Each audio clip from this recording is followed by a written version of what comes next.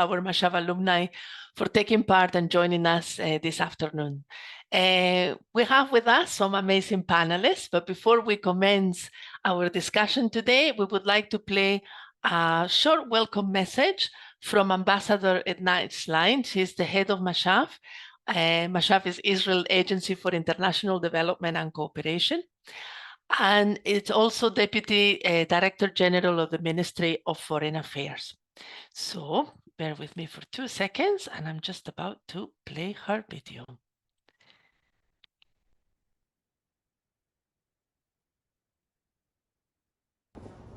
Dear friends, thank you for joining us for Mashav's International Women's Day 2024. In Mashav, we believe in women. We believe in women's role in society. When Mashav was founded in 1958, it was focused in sustainable development.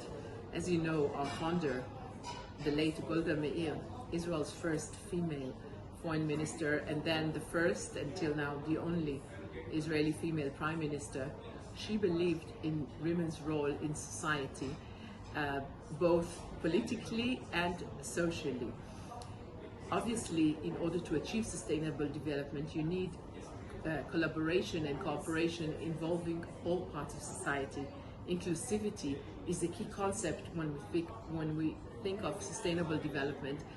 And in Mashav, we have been promoting women and focusing on gender issues since the very early 60s. If we look at this issue globally, obviously we need to mark the UN Security Resolutions 1325, which called for women's full integration into decision making, into those special tables in which peace and security are being discussed. That is a vital element we should all be looking into. If we had more time, we could have talked of the various and many research that show that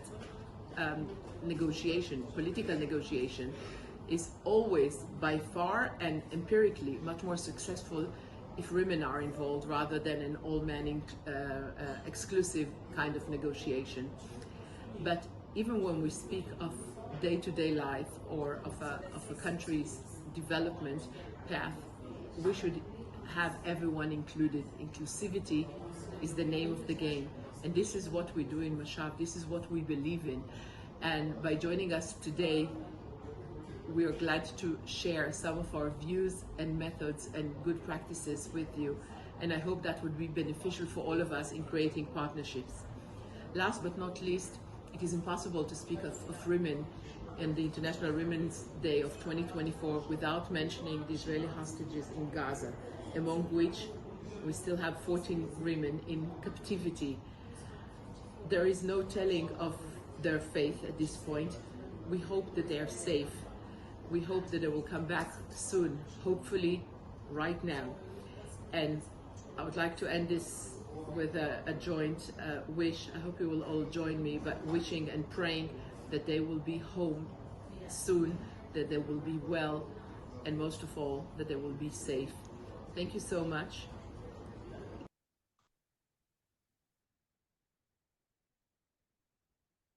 Thank you, Inat. Actually, she couldn't be here with us today because she happens to be in India at the moment. And later on the pickup day, she's actually there, and she'll tell us because you had the pleasure of meeting her yesterday, I believe. So again, thank you so much, Einat, for your words. I would like now to give the microphone to our wonderful director of MCTC, Dr. Shachar Rem. Please, the floor is all yours. Thank you so much, Nuria. And thank you everyone for joining. It really is heartwarming to see so many of our alumni join for this special day. When we thought about this approaching International Women's Day, we wanted to see what's our added value in this time. And as Nuria said, there's so many events, but what is it that we can share that would be special? And for us, what is special is our network of amazing alumni from around the world and all the work that we all do together to inspire and implement and enhance inclusion globally. So I think most of you know Golda's story and how our center, MCTC, and Mashav was initiated by Golda Meir's late foreign minister back then travels to Africa in the late 50s, where her vision actually sparked to share knowledge and collaborate for development, and specifically to do capacity building for women, for more inclusion of women in decision making and in the development of their societies at large. So connecting these two dots from Golda's vision to what we do today and all of the amazing work that is being done around the world is really the essence of our event today, with what we called the Global Golda Initiative. We wanted to celebrate and bring to the front all of you, all of our participants, and also inspire future participants to continue Golda's vision and inspire inclusion globally. For those who weren't in Haifa before, you've experienced MCTC. It's kind of a living laboratory. We all work together. We all share expertise from around the world.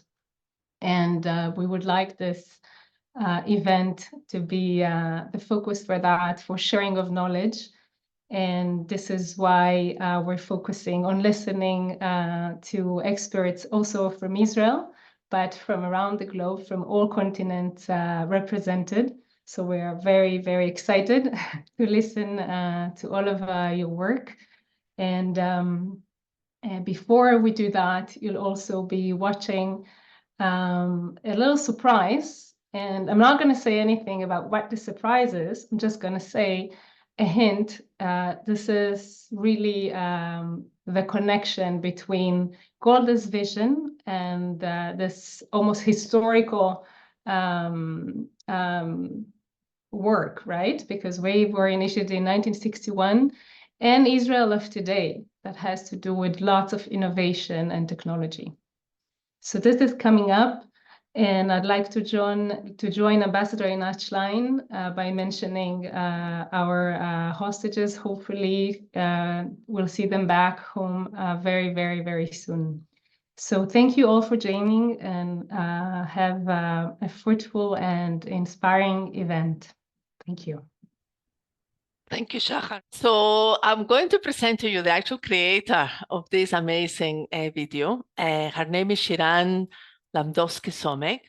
She's an entrepreneur specializing in integration and embedding of generative AI within the realms of social impact, along with cross-sector collaborations. Shiran has been involved in various projects that promote and raise awareness for social issues such as violence against women, education, and Holocaust commemoration.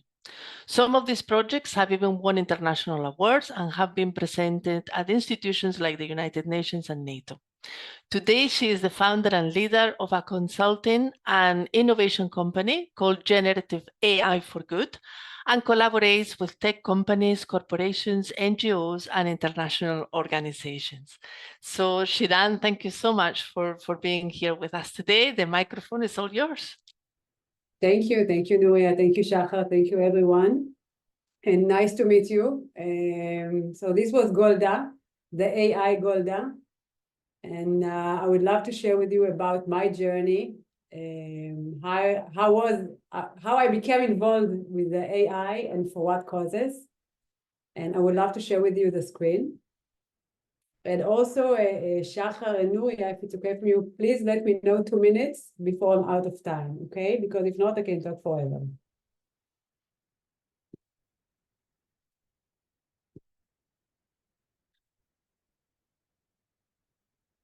You can see my screen.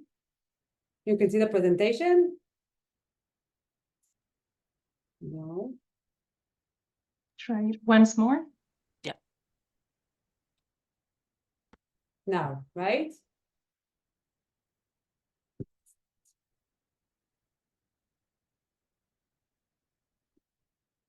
I would love to tell you my journey from vision to impact using AI.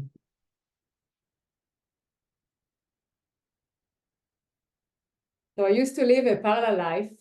I had my day job and I had my night job. And during my day job, I'm an ex-lawyer, so I worked a few years as a lawyer. And then I felt that I'm missing the creative and the inspiration.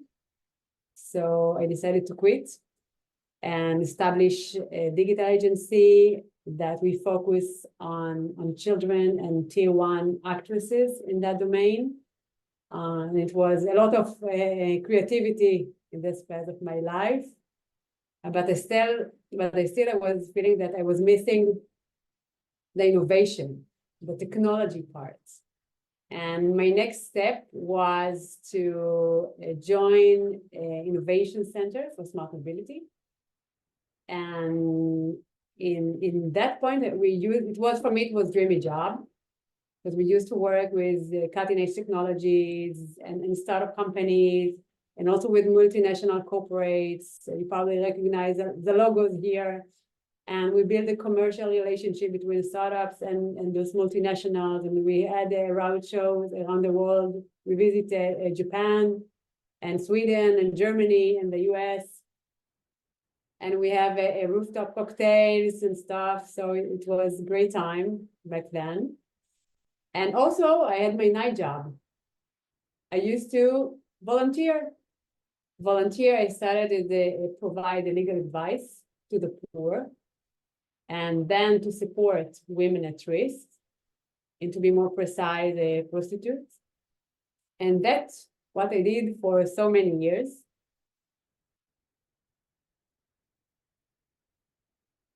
Until one day, I get kind of a eureka, and I feel like many dots in my life are coming together. I met a domestic violence survivor that shared a story with the whole country. I want to say, I know Nuria, you said in the beginning, I'm going to talk about domestic violence, but it's important for me to say, trigger warning, we're going to talk a bit about domestic violence and those kind of content, so please take it into account.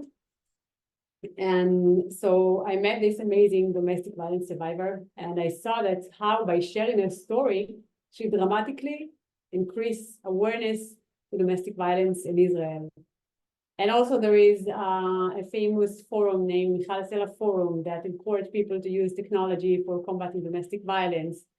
And I also working with innovative company that develop AI technology. She just shifted from smart mobility into the entertainment in the media. And last but not least, you see in the middle, there is an image.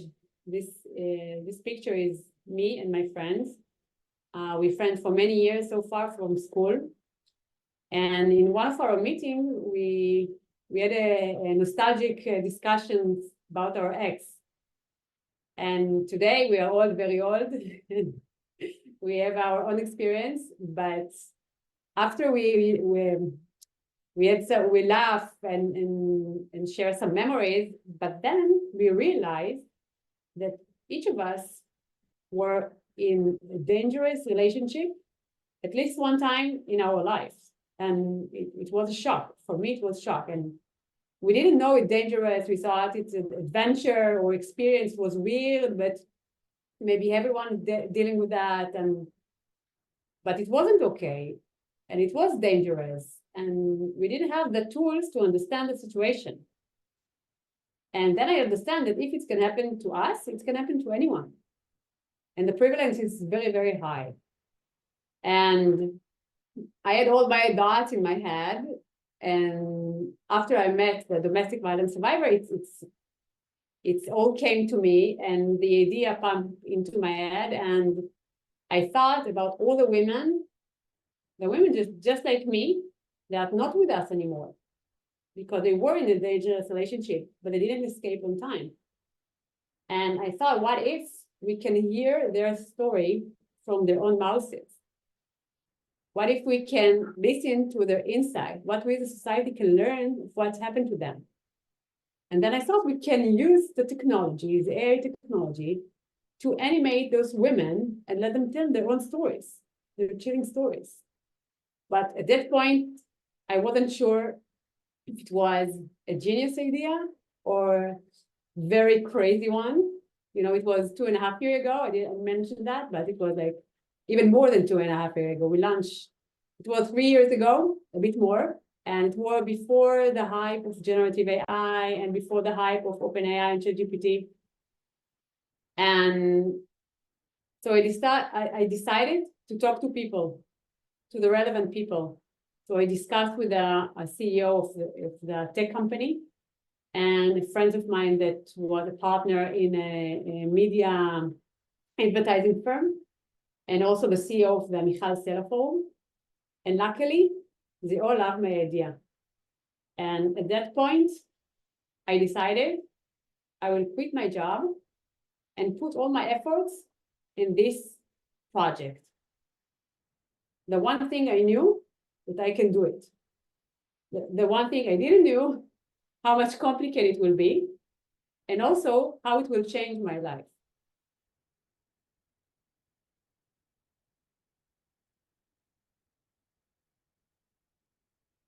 So this is a campaign.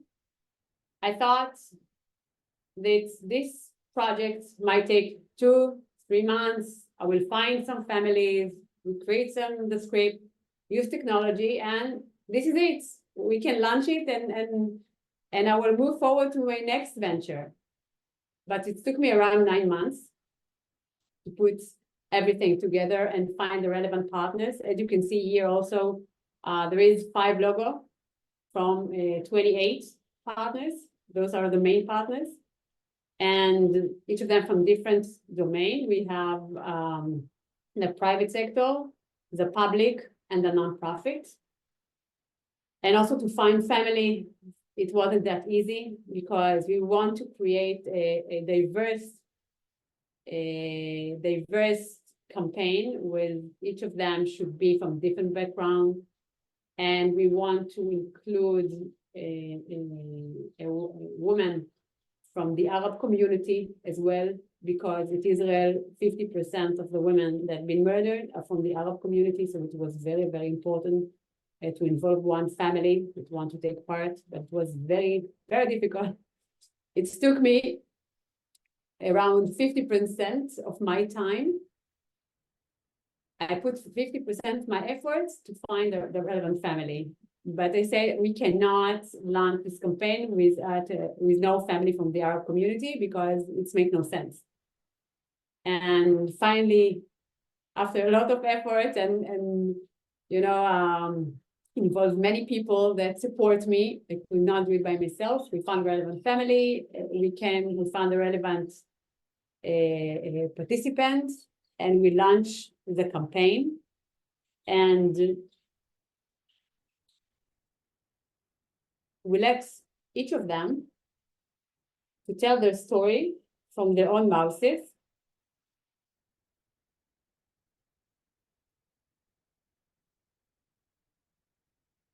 And how we did it, here the technology. So as you can see in the left side, there is a video of an actress. And in the right side, there is a still image. And now we're going to do the magic. Oh, no, this is not the magic.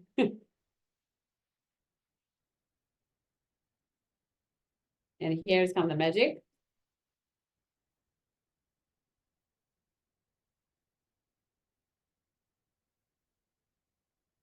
Now you can see how we transform the facial expression of the actress into the still image. And this is how we can create a tailor-made and authentic video.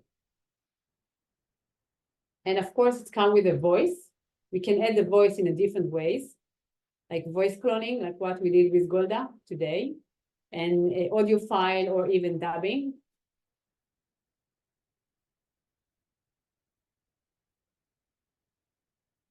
The families. The families were a key part of the campaign, and more than that, their motivation and their involvement, that's what makes the campaign to be very, very successful. Here you can see behind the thing, in this project, because it was very, very sensitive, we use the actresses' facial expression. We were looking for professional actresses, and took part in this campaign, tier 1 actresses. It contribute the facial expression and their voice. And here you can see the first time when the families member meet the actresses. They came to the filming day. It was very, very emotional day, as you can imagine. And in some points, they even fine-tuned the actress to be more like their loved ones. The impact was amazing. The campaign was very successful by any measure. 10 million views, 3 days. The engagement rate was very high, 5 times higher. And more important, we also engaged men. Like almost half of the viewer more were men that spend the same amount of time as women on those videos. And we saved lives. Only when the campaign was running, we have 1,000 clicks on the hotline numbers and the risk assessment questionnaires.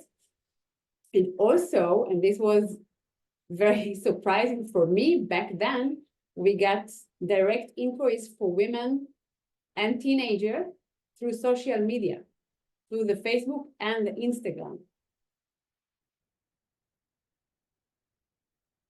מחר הוא יום המאבק באלימות נגד נשים, ואם יש סרטון שיצליח לסדוק את חומת האדישות. The campaign, we started on the news, and then we've been on every TV channels in Israel, also in the Arab community. We were very popular. The CEO of Meta in Israel also shared the campaign. Many celebs and influencers shared the campaign. As Nuria mentioned, we also presented in the UN and in NATO. We won international awards, and we got press coverage by local and international press. 28 partners from 3 different sectors. Each of them contribute from his own valuable assets. For example, the public sector, they assist us to reach out to 100 municipalities in Israel. The private sector that contributed technology and also sponsor the campaign, and the nonprofit sector that contribute is professional knowledge and connect us to the affected families.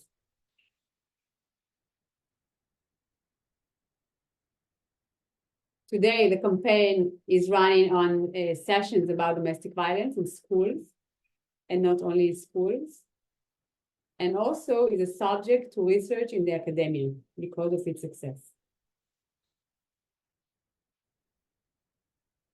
So I told you this campaign has changed my life, and after we launched it and we got all the feedback and the reactions and the feeling that we can really impact people, I decided that this is what I want to do for a living.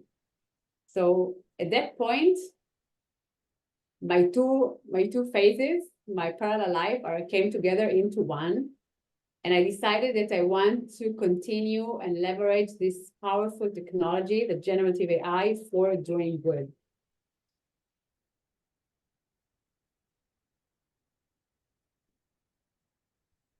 Shiran, we are running a little bit short of time. Okay, so briefly, another project that I led is we animate a life-saving chatbot. We collaborate with a Swiss NGO named Spring Act that developed the chatbot. And we got and also the UN Women and Microsoft will support this initiative and we're part of it. We saw immediate impact of increasing 77% in the traffic to the website. And also here, we got a lot of coverage. We presented in the UN and ITU event.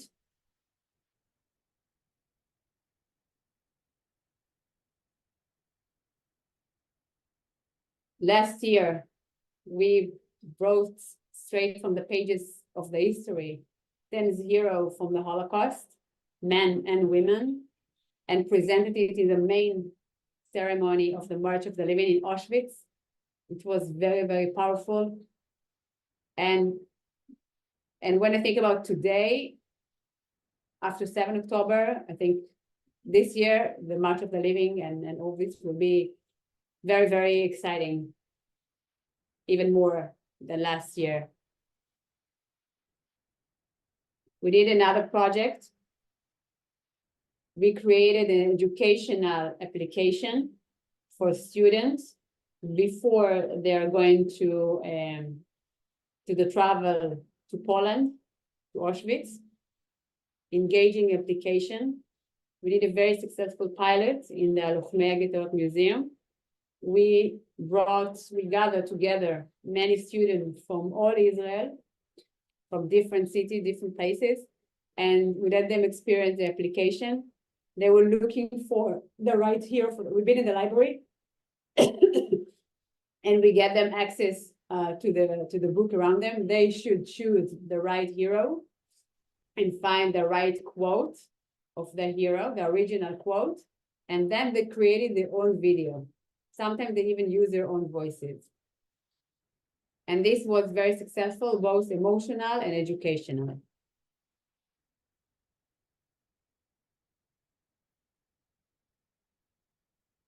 Before I will conclude and finish, I think it's very important.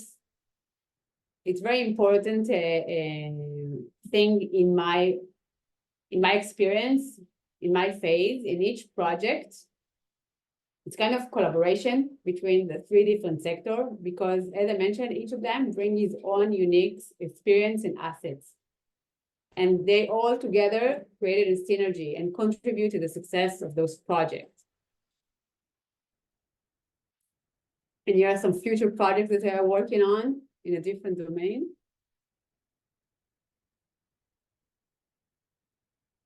And this is it. And my message is, believe in yourself, even if you have a crazy idea, but you know that you can do it.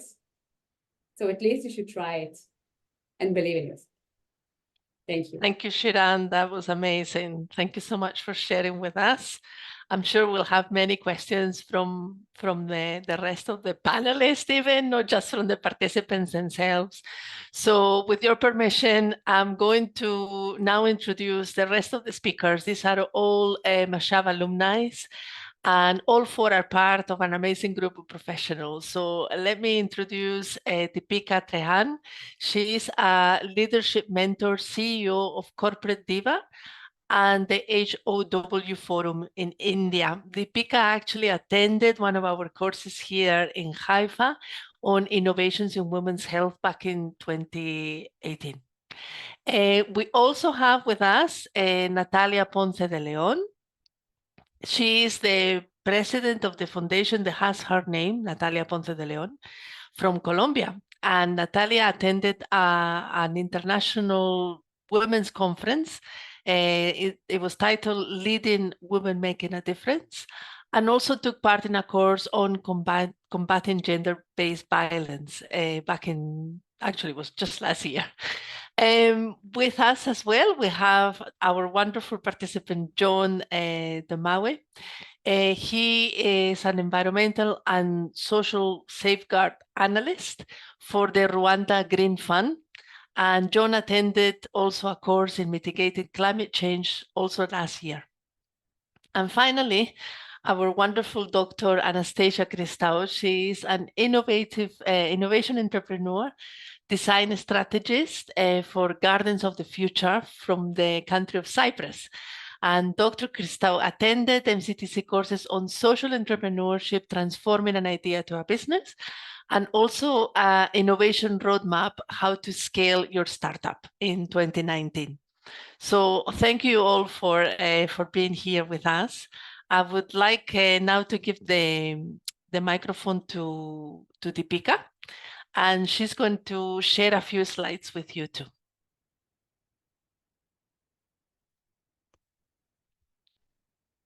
Hello, everyone. Thanks for joining in from different corners of the world. Mashav really feels like family. It is indeed a global family. Thank you, Nuria, for the introduction and for inviting me as a guest speaker here.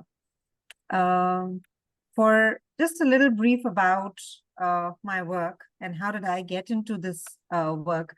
From education, I am a human resource individual, and life happens.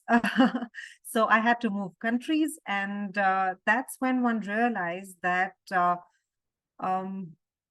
sometimes sabbatical isn't something of choice. It happens because of moving countries. It happens because of various other factors in a woman's life in particular.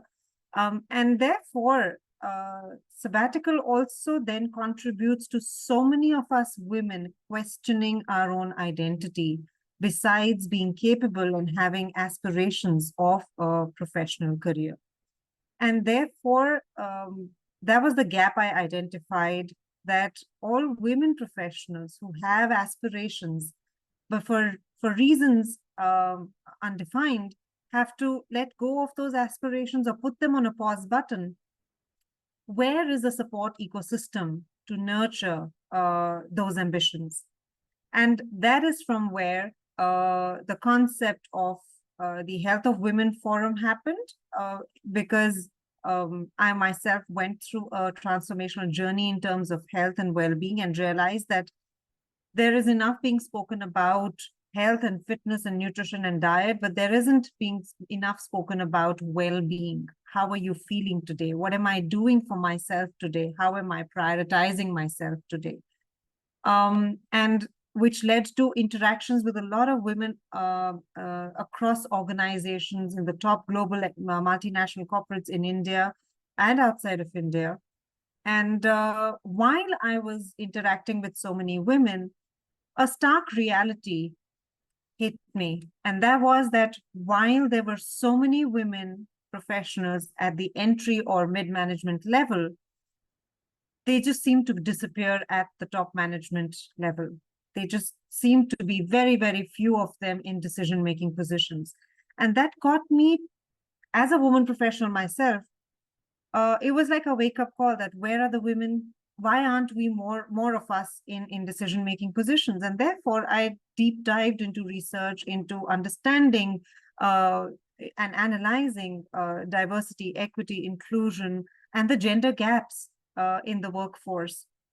And therefore, understood the various challenges that a woman faces, be it maternity, be it childbirth, be it relocation, be it an accompanying spouse, be it unavailability of resources, so many factors that come fairly easy to the male gender were the challenges of women. And therefore, that led to the parallel formation from Health of Women Forum to Corporate Diva.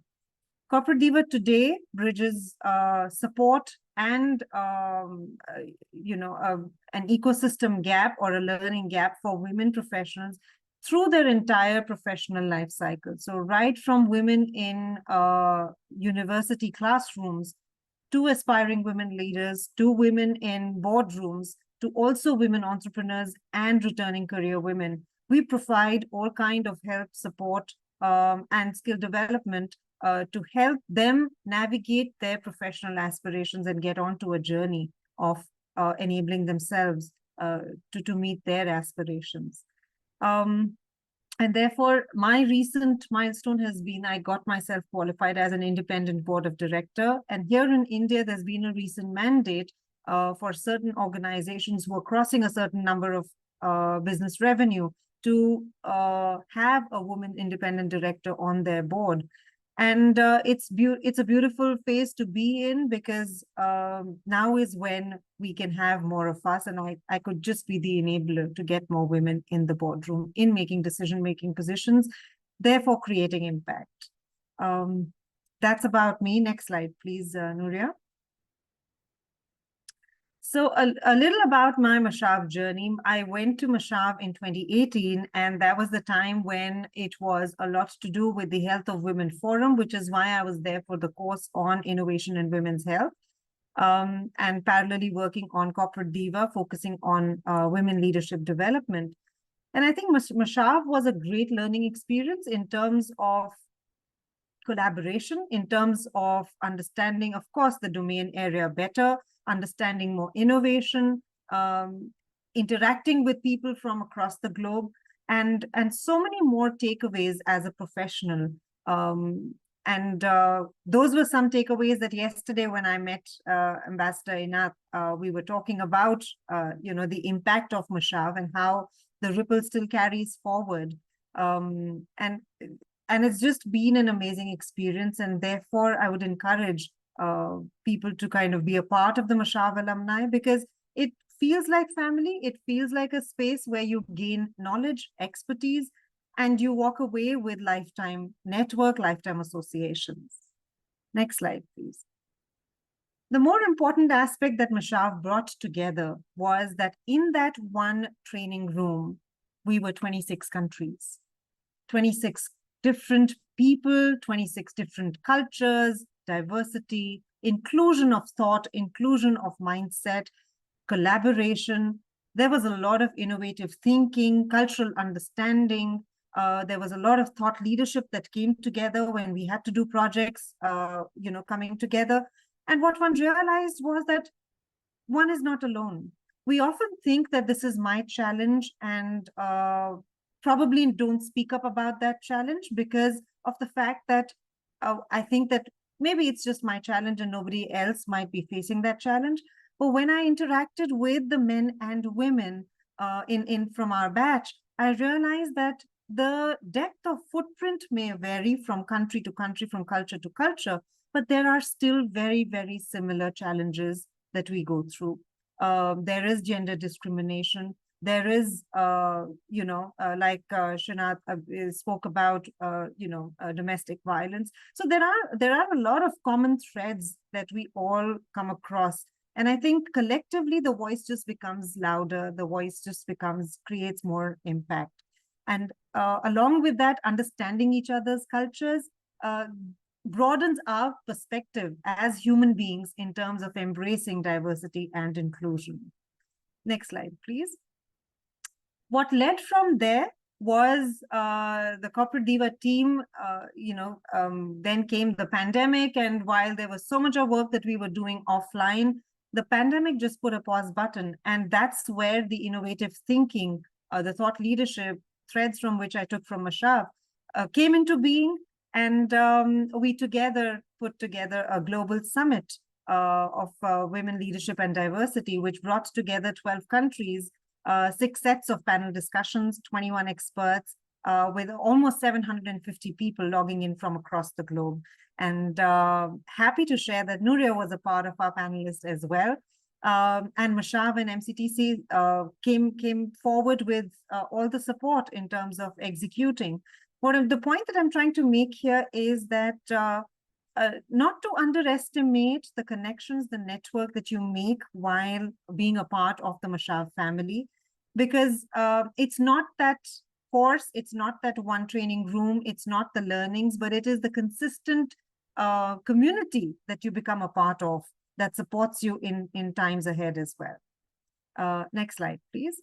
Here are a bit of numbers that were impacted through the work from 2021 to here on, and it's been a beautiful journey. It's a journey of immense gratitude and contentment, because each day, the WhatsApp comes through of how Corporate Diva has made an impact in terms of their aspirations, in terms of them navigating through career challenges, and it's just so satisfying to see lives being impacted. Next slide, please. So as I said, that the next level up for my own self was the certification as a woman independent director here in India, contributing to global corporate boardrooms. And it is my endeavor from here on, besides the work that has been happening in the HOW Forum and Corporate Diva, to now also start on a vertical which brings in more women leadership in corporate boardrooms. And that's probably a promise I make here in this forum as well. And I would look for collaboration, and I would look for support from everyone here. Next slide, please. Oh, sorry, I thought that was the last one. Yes, My yes, apologies. No, that was the last one. And thank you all for being a great audience. Thank you for being a part of the Mashav family. And it's my pleasure to be here. Thank you. Thank you so much, Deepika. Always such a pleasure to listen to you speak. Because we're quite short of time now, I'm going to give the microphone to Natalia Ponce de Leon from Colombia. Natalia, please, the floor is yours. Thank you so much, Nuria. Hi, everyone, all the Mashaf MCTC group. Thank you so much for inviting me today to share with you, with all of you, my testimony of life. I want to share a presentation. Wait a second.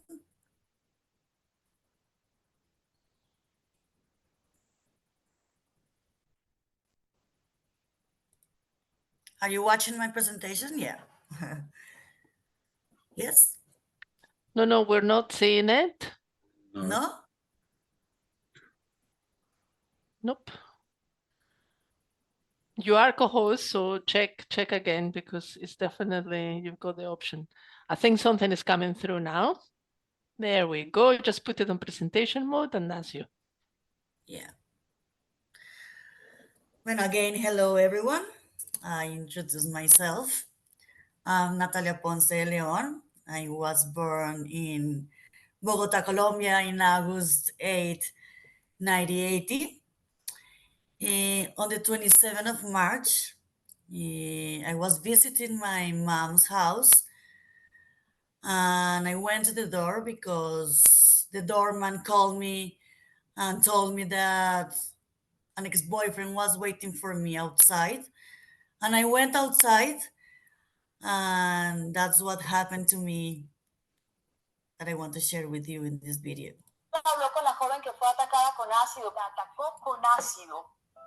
Colombia is the country with the highest number of acid attacks against women, a reality that was invisible until March 27, 2014, when a video of Natalia Ponce being attacked was broadcasted in all news channels. But she refused to become a victim. She became a fighter for victims' rights, recognizable by the mask she wore, convincing Congress to pass a law that gives 50-year sentences against aggressors. But the attacks continued, and the aggressors were not being pursued. Now, she had to rally an entire country to make her fight their fight, pressuring government to commit to this law and health institutions to provide for the right care. Natalia Ponce hoy apareció sin máscara. In a massive press conference, Natalia took off her mask for the first time, handing it to the press, asking them to wear it so no other Colombian would.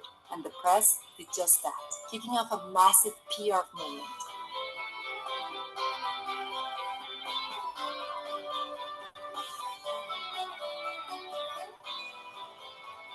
Movement grew through a cross-media campaign, getting a flood of free press from social and traditional media, bringing the issue to light, motivating individuals, groups, and businesses to participate by wearing a mask through the website or an app. A direct mail was sent to government officials and healthcare leaders, inviting them to put on the mask and to commit to Natalia's cause. And one by one, they did. From the First Lady to mayors, congressmen, district attorneys, and doctors, the story of Natalia has changed things. The police is committed to create specialized squads to pursue acid attackers. Hospitals are committed to train their staff in acid attack care. Government is regulating acid sales just like gun sale is. Colombians wore a mask so no other Colombian woman would ever have to again.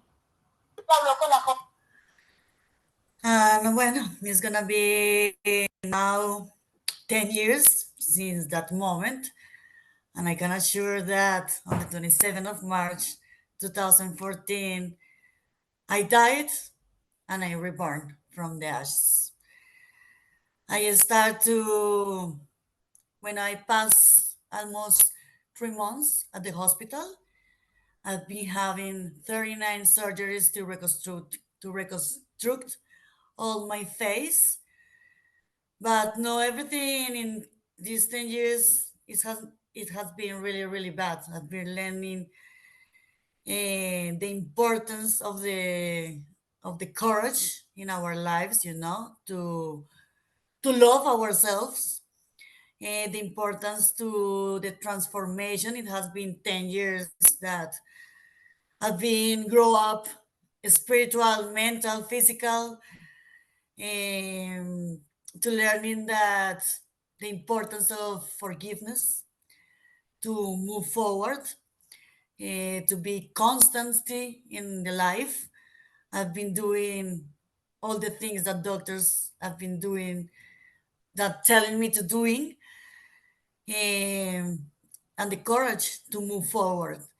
I had only two options in my life: to stay in bed, the easy way, that to stay in bed for the rest of my life and hate the guy who did that for me. But I took the hardest way, that was to stand up and to continue my life and to do all my surgeries and to start to fight for human rights in Colombia, for survivors of acid attacks. I had to use a lot of masks, but today I don't have to use masks anymore. I love myself, and I invite you, all of you, to take off your mask and to love yourself, to accept yourself, because I'm sure that every one of you are a beautiful persons, and we have to take off the mask because the people around the world use a lot of masks. And my perpetrator, he burned my body, but he couldn't burn my soul. I'm really strong, and today I can say that I'm fly really high, because of course, I have a lot of scars, but my soul is, right now, I'm a happy woman. I have to empower myself first, to share to the world and to Colombia this empowerment, and to share my testimonial life to the girls and to the women around the world, to show them that it's possible to be happy, and not to be in silence, to fight for our rights, to empower ourselves, to empower the girls. But first, I had to forgive all this pain and all this hate, and to clean my soul.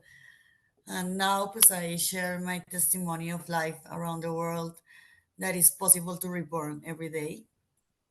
In 2015, 1 year after my attack, I start to meet a lot of women in Colombia to was attacked with chemical attacks, and all these testimonies, they give me they inspire me to create a foundation. And in 2015, we created the Natalia Ponce de Leon Foundation. Our mission is to defend, to promote, and protect the human rights for survivors of acid attack in Colombia. How you watch in the video, Colombia is one of the countries with the highest numbers of acid attack per capita, a different with countries like India, Pakistan. Colombia, we are 15 million people, and I'm not the only survivor. We are thousands of survivors in Colombia. And our project is, the most important is to prevent the gender-based violence, because we can prevent this kind of violence, like the acid attacks. The umbrella are really big. Exists a lot of different kind of gender-based violence, but my activist is to promote and defend and prevent this kind of gender-based violence. One of my first goals is to be visible this problematic, this situation in Colombia, because, that I told you before, I'm not the only survivor. We are thousands of survivors in Colombia, and I give this voice to many women in Colombia that was completely invisible before my attack. And the second goal in Colombia, and the second goal, yeah, of my foundation and myself, was to pass a law in Colombia that in 2016, the government of Colombia passed a law under my name, Law Natalia Ponce. The law is the law 1773. This law increment the penalties to 30 to 40 years for the perpetrators, and the health system in Colombia need to provide anything completely free and immediately. And that's our job, and our work in the foundation is to follow the cases and to protect these human rights, because the government, the system in Colombia need to provide anything for the survivors of acid attack. And that is our work in Colombia. And I share with you this phrase of Mandela that is really important, to forgiveness in the life, because to hate is only kill ourselves. My perpetrator is in prison right now, and I've been learning all these 10 years the importance of constancy, the strength, the courage, and the forgiveness. It's not the forgiveness for the perpetrator, it's the forgiveness of ourselves, to give us the opportunity to be happy, to continue our lives, and with a mission. And my mission right now is that to protect, to defend, and to promote the human rights for survivors of acid attack, and to prevent any kind of gender-based violence. And I invite you, all of you, to follow us in our foundation. You can get into the website, and never forget that the life is reborn every day. Natalia, thank you so much. That was a beautiful presentation. Thank you so much for sharing with us today. You go everybody clapping here in the screens. Absolutely wonderful to hear from you and from your strength. We take a lot of lessons. We're really running out of time, so I want to give the platform now to John. I can't see you, John. Where are you, my darling? Ah, there you are. Okay. John, if you can keep it to 5 minutes, please.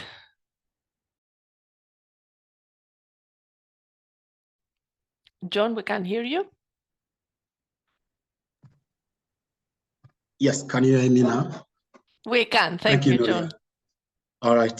Thank you so much. I will try to keep time as you suggested. And what a way to start after hearing from Natalia. It's with such a touching story. I think that says all, and call everyone to fight for any kind of violence like that, and try to emancipate and empower women. So I'm called John Damaje, as it has been mentioned, and I'm from Rwanda. And for those who don't know, Rwanda is a very small country, actually slightly the same size of Israel, that is located in sub-Saharan Africa, in the Eastern Africa. And we share much in common with Israel when it comes to, maybe apart from the size, but also the history that happened in the country. I think we are one of the countries that also had a Holocaust or genocide in 1994 that took lives of more than 1 million people who perished. But now that is a story that actually has helped us to revive and be one of the exemplary countries in Africa and all over the world. So I work, I'm the environmentalist and social specialist or analyst at the Rwanda Green Fund.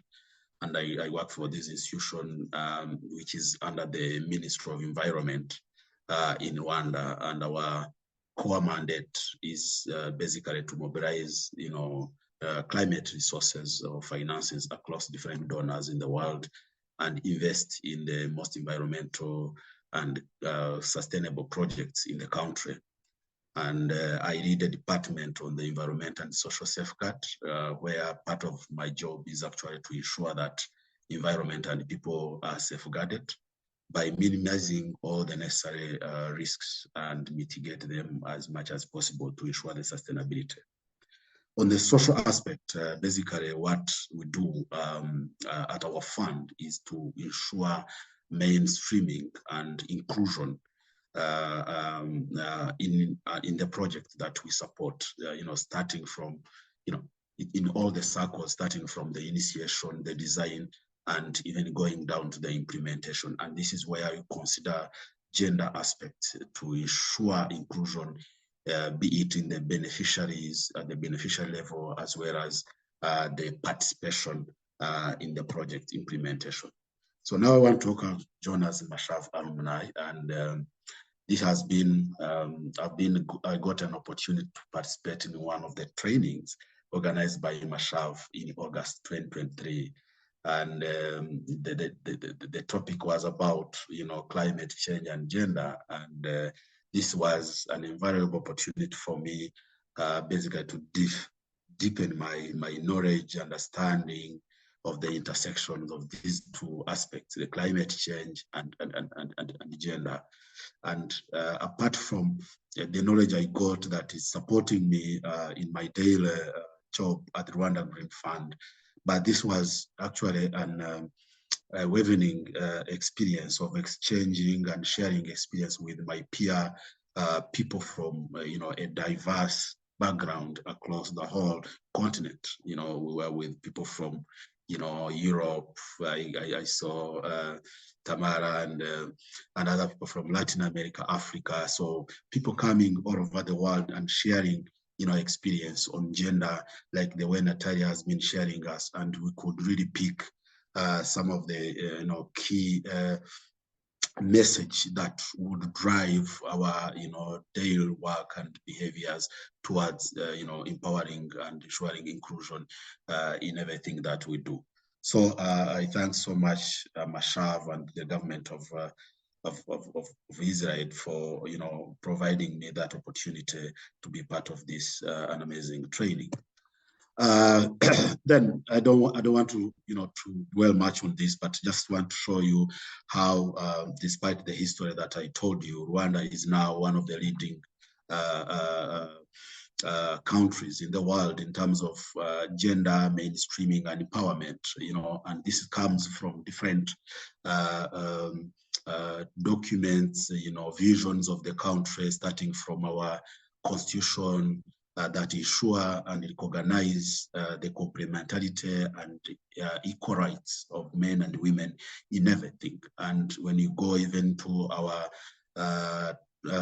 national strategy for transformation, the Vision 2030 that we have, you find that mainstreaming gender and family promotion is one of the key factor and finding.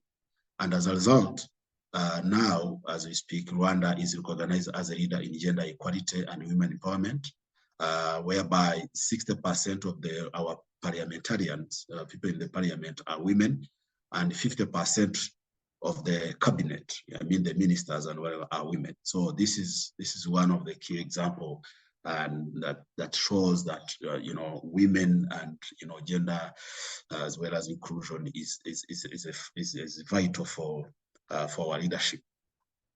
Now I want to share a testimony with you.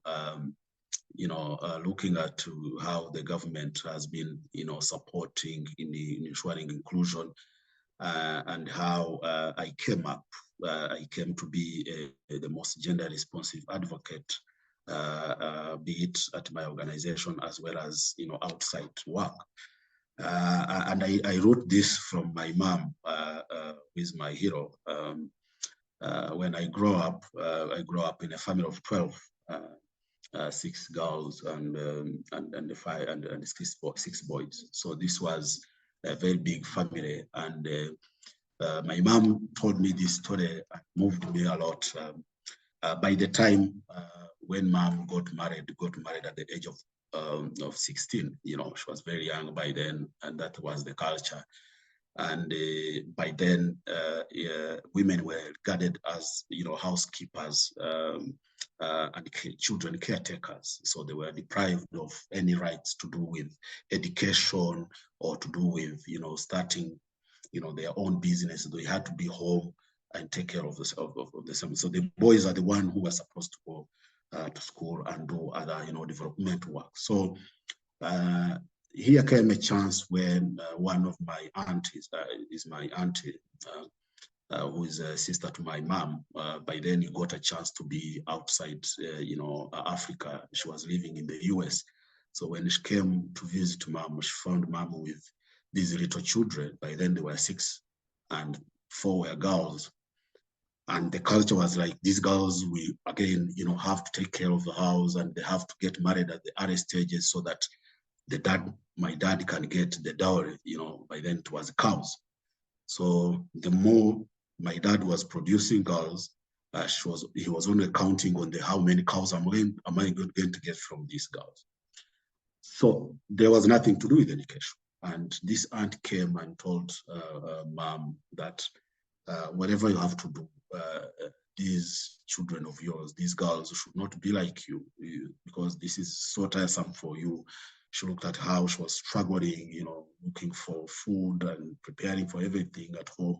She was like, I don't want you to give this burden to your children. So all we have to do and fight for is to make sure that these girls go to school. And this opened my mom's mind, and she could go to dad and tell the dad, please, we need to take the girls to school. And the dad was like, no, they should not. I won't give you money. And so here comes mom. She could struggle outside, work. She could go to dig, cultivate, do agriculture, sell the tomatoes and everything at the market, and pay for the girls. So the dad was like, if you can pay for them, just leave them go to school. So here I came. I was born, and I was born as a twin with my sister. I have a twin sister. And when we came, we found, our fellow girls going to school and whatever. And when we looked in the neighborhood, we could find other girls, going to school, actually, getting married at the early stage, even at 14. So I asked Mama, what happened to us? So that's how she narrated the story to me. And I could go to school all the time with my twin sister, and I tell my twin, you know what? We should not waste the time and the money and the efforts our mom, made for you to go to school. So we need to make her proud. So that's how we grow up. And believe me, all my sisters, are now graduate and in a big position in different, be it government, private, and NGOs, international NGOs. And now this is how it moved me when I grew up, and I was like, I don't want to see any mother, struggle the way my mom struggled to make a living and, taking girls to school. And this is how I indulged myself into inclusion aspects. And now at Rwanda Green Fund, that's where I got an opportunity, and what we support mostly is the gender, and our project that we support are really, transforming lives of so many women there. And if you look at like this woman is now an entrepreneur, has, a tea farm for herself, and she's able to make some good money, taking care of the children and, paying school fees for the children and everything. We've got like this one, Penina has a cooperative of herself of maize plantation, is now having a small factory that transform maize into a flour that is eaten, locally, and she's really making very good life. This one has a tree nursery business where she sells to different international organizations and other people who need tree seedling, locally. So these are some of the, testimonies. And when you hear from these women and the way the government is supporting to make sure that women and never reliant to men in the country, it pays a lot. And the story from these women and the project we support is vibrant and talks volume. So as Mashava Muni and a gender advocate, I'll keep this to make sure that we ensure inclusion and we emancipate our women at the possible level. Thank you so much. Thank you, John. Always wonderful to hear from you and these amazing stories from all these incredible women and you and your family, of course. I want to give the floor now to our last speaker, our last panelist for today, which is Dr. Anastasia Christou. Please, Anastasia, we want to hear from you now. Thank you, Nuria. The disadvantage of being last is that I'm so moved and emotional and speechless from the stories I've heard that, I'll try and keep it short. My name is Anastasia Christou. Just to give a bit of context, I'm an architect who specializes in sustainability and community of practice. I've been very fortunate to participate in Mashav's programs, not once, twice, both for innovation and social entrepreneurship. I come from Cyprus, so we're considered neighbors. On a point given in time that in my country, the local innovation ecosystem was still a baby. So let's say the innovation ecosystem in Cyprus started in 2013 compared to Israel that started in like the major movement in 1988, if I'm not mistaken. So we're talking about the 30 years gap. When I studied in London, my professor always said to me, Narasa, what do you want to do in life? Work with the architecture of the past or the architecture of the future? Guess what I chose? And moving back to my country to be able to practice my architecture that it was already forward looking in London, and then in Cyprus things move really slow. There was really a gap between what my vision was and what I was trying to do. And then Mashav happened. I've been always into venture building, and it felt like that I was testing my ideas in dry desert. And when I decided to do the programs with Mashav, it really felt like, a destiny. How, like, I don't know what you believe, but I do believe in destiny. There are so many lessons from those 2 years that I carry with me that, we don't have the time, and I would like to focus on 3 today. The first one is that I found out that I'm an Israeli brain with Mediterranean attitude and I'm considered dangerous. That gave a lot of confidence boost to really believe in myself, as the founder also highlights. The second is that I was able for the first time in my life to share my vision and my ideas with people that we are in alignment. And I wasn't trying to force the conversations to try to show other people what I'm doing, but I was actually on a context that I could learn from the best. And one advice that I always thought, when you think about your visions and your idea to provide for your community, you come to a point that this idea becomes more mature. And the advice I got was that whatever you think bigger. And it was already big enough, but there was always an option for thinking bigger. And that moved me from shifting the mindset and shifting the cognitive narrative of going from a limited mindset to a limitless mindset, because always things are limitless. And the third lesson that I got, this is a cultural thing that in my country, like, we're scared to ask questions. And also in Europe, like, there's these high official rankings that you can only access with letters. And if people are like popular and stars in other countries, it's impossible to reach. But I got the advice to always ask. And I ended up in very last minute on high-level tables with founders and very important people that I just was very straightforward to ask for advice or ask for collaboration. And that, let's say, openness to accept that, don't assume anything, ask. It really came from the Mashaf family, that it was not only the context that we were exposed to be educated, but also, as it was mentioned before, is the family, the people we met into the program, that eventually we ended up doing synergies together. So it was like 30 people from Greece, Cyprus, and Israel. And we ended up becoming family, creating gatherings back home, creating synergies, traveling to each other's countries. And really, on those days that you go low, someone mentioned that this is a family. They are there. So it also aligns with the limitless concept.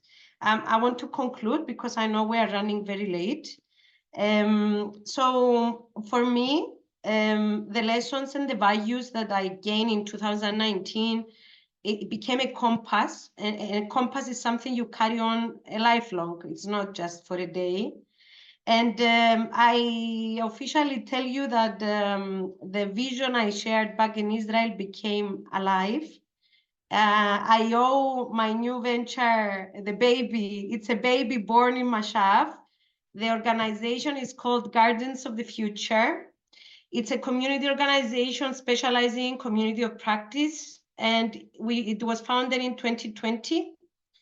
In less than 3 years, I came with no slides, but you can access Gardens of the Future. Everybody has access to Google. So Gardens of the Future, in just 3 years, we became the best sustainable practice in Cyprus in less than 12 months.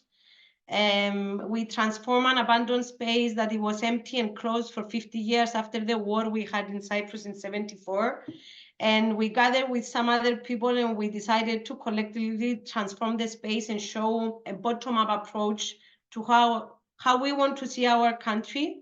So the first year we become best sustainable practice in Cyprus and funded by the United Nations. The second year we are acknowledged from the Global Mission Innovation in the US as one of the best practices, 1,000 practices globally working on SDGs. And the third year, we got the public vote prize in New European Bauhaus. New European Bauhaus, for those who don't know, is the most prestigious award on sustainability that Europe currently provides. And so the amount of growth experience in 3 years, it really feels like a miracle. And I think it really goes back to the lessons I learned in Mashaf. So the only thing I want to leave you with is that it's a big thank you and gratitude of allowing us to be part of this, connecting the global dots and reminding us that we are not alone. So thank you. I hope I'm on time. You're wonderful, Natasha. Absolutely wonderful to hear you. And to all our speakers, it's been absolutely amazing hearing each and every one of you. I know we are running a little bit out of time, but if you can bear with us for a little bit longer, we do want to play a little video with wishes from all our participants and take at least a couple of questions from our panelists.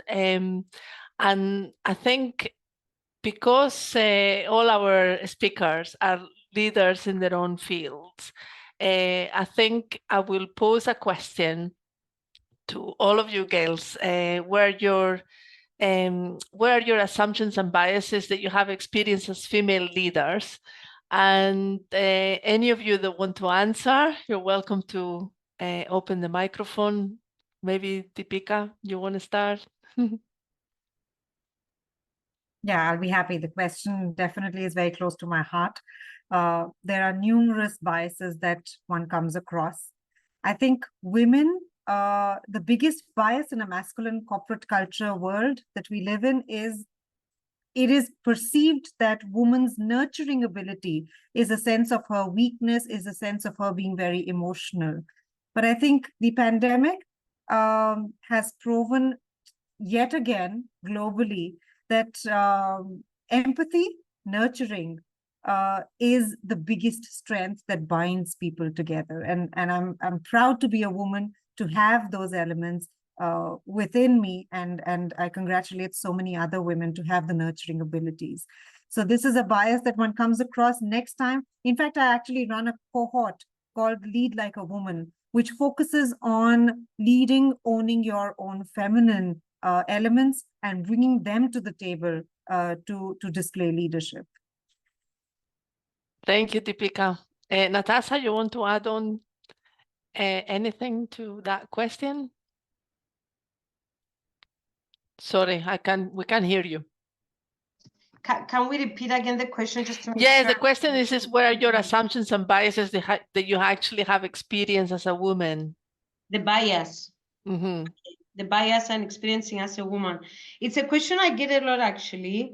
I don't believe in bias and I don't experience it. So I think we are exposed to bias, but the way we receive the way people treat us, I believe in unity. So I've been in context as an architect to be the only woman. I've been in context to be the youngest. I've been in context in very difficult conditions to experience bias. But because I believe in unity, and because I always try to, let's say, not to focus on the negative side of things, the experience is very positive. I'm not saying it's easy, but I'm trying to get the positive connotation of every circumstance. Of course. Thank you so much. I'll take a question for Shiran, if that's okay. What advice would you give to other women looking to break into tech-related or the leadership roles? Sorry, can you repeat? Yes, what advice would you like to give to other women out there that they're looking into breaking into tech-related roles or other leadership roles?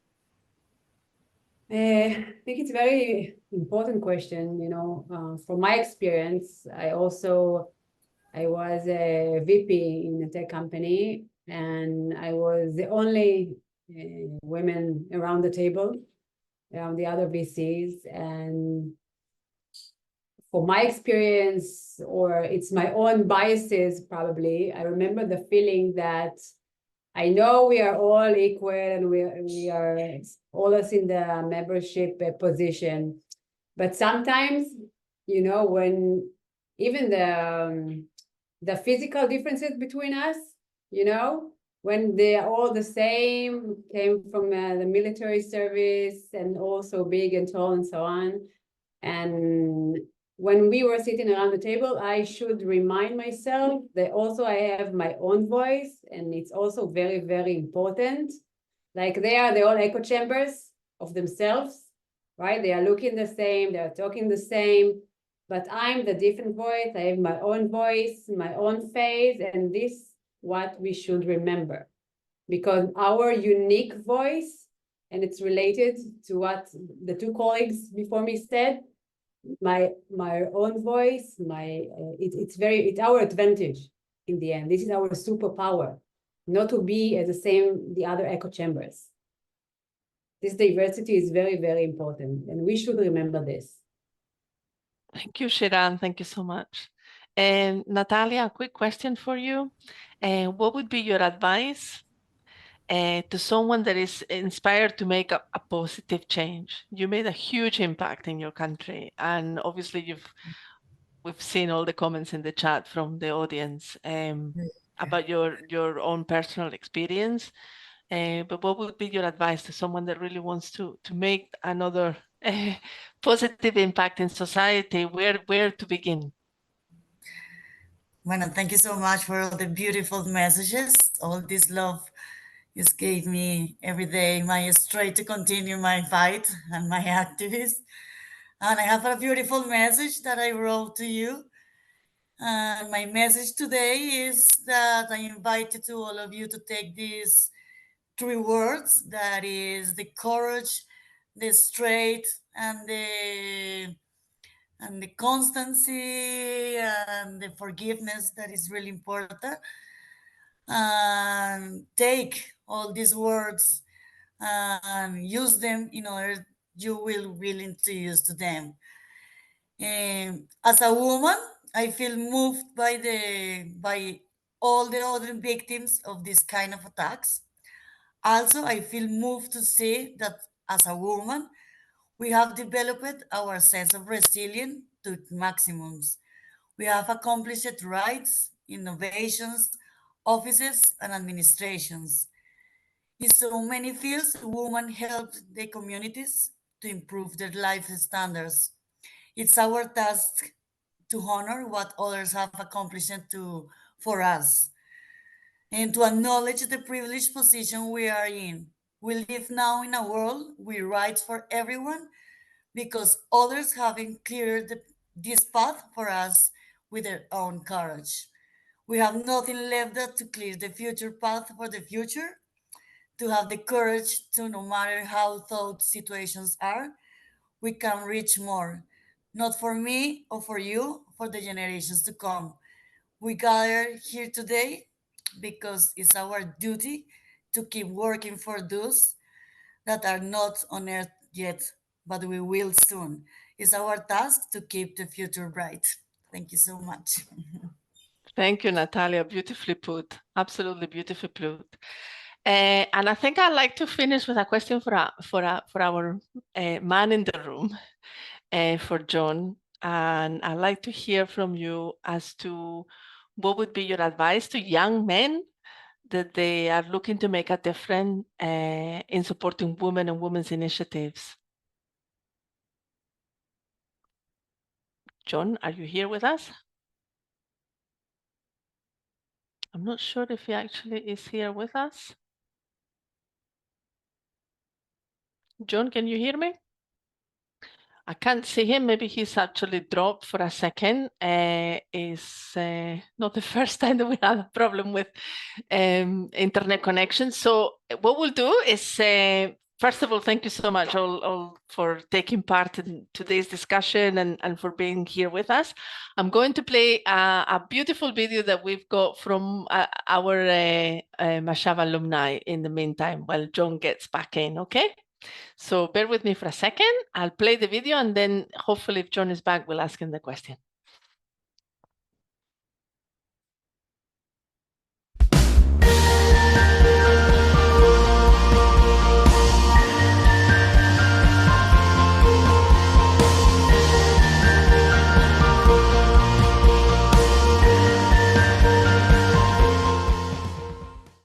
One of the positive moves towards women inclusion in Nigeria is giving mothers without husbands the right to make legal decisions concerning their children without requiring the involvement of a man.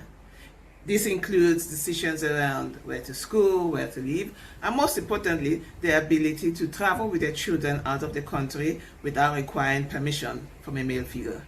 Government agencies in the Philippines are required to use 5% of their budget on gender and development. For government-funded research projects, we require the output to be gender neutral in terms of usability and application. More than 40% of research project leaders in our country are women. Like Queen Esther inspired a book in the Bible, women are rewriting history. My company, Hololand, is promoting female voices in the Middle East through video tools. As we celebrate International Women's Day, I encourage you to use your voice to inspire others. Join me in reshaping narratives and including women's voices as part of our shared journey. For inclusion of women, my country is focusing on their empowerment by providing universal education and supporting small and medium-sized businesses. This is helping women start their own businesses and become financially independent. Additionally, women are increasingly taking on roles traditionally held by men, becoming more active in society. What I like about Kenya is the fact that at national and local government, there are laws that have been enacted to support inclusion of women, and particularly at the third gender role.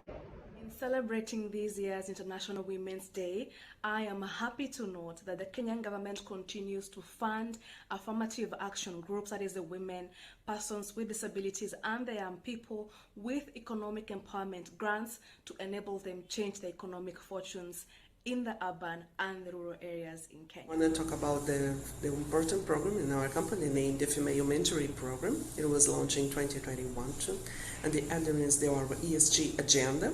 We have a predominantly male composition and programs focused to fulfill an effective participation of the female gender, provide equal opportunities to leadership in all levels of decision making, and aims to encourage the prepared human to build their professional trajectory and to promote more diverse and inclusive organization environmental to female gender. We are committed to women's inclusion by forging their economic empowerment, involving women in sustainable agriculture and food security, providing them with access to quality education and training, supporting women and girls into leadership and decision-making. We see women as change agents and believe that only by inclusion of women we can make a meaningful impact, not only in their lives, but the world around us. ARTA values inclusion in our vision, mission, and strategic objectives, as we are also crafting an anti-sexual harassment policy aligned with the Safe Spaces Act, establishing a committee to address concerns with sensitivity and inclusivity. Furthermore, our Regulatory Impact Assessment Manual incorporates a gender and social inclusion impact assessment lens to ensure that regulations cover diverse needs without discrimination. Positive move towards integration of women here in Kenya is that we have women representative positions in parliament, and this is to ensure that women's voice is heard at this level of the legislature.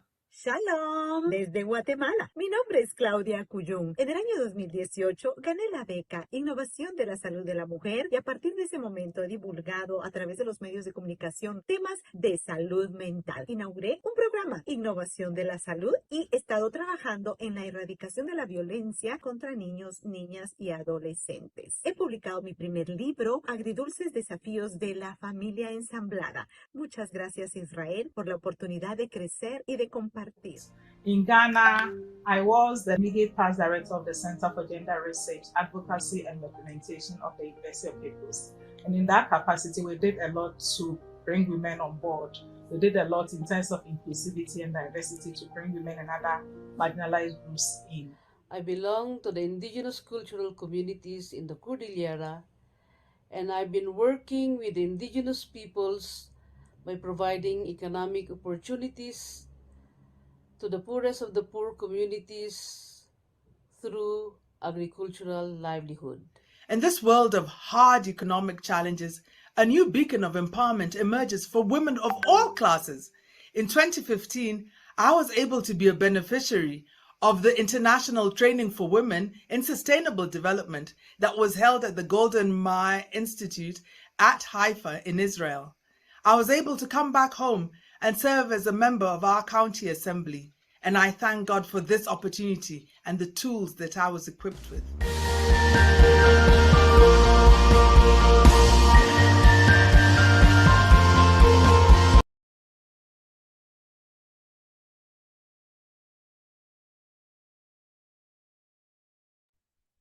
So that was the video. I hope you all liked it. I'm going to look for John now that I know he's back online. You should be able to unmute now, John. Yeah. Okay. All right. Thank Good.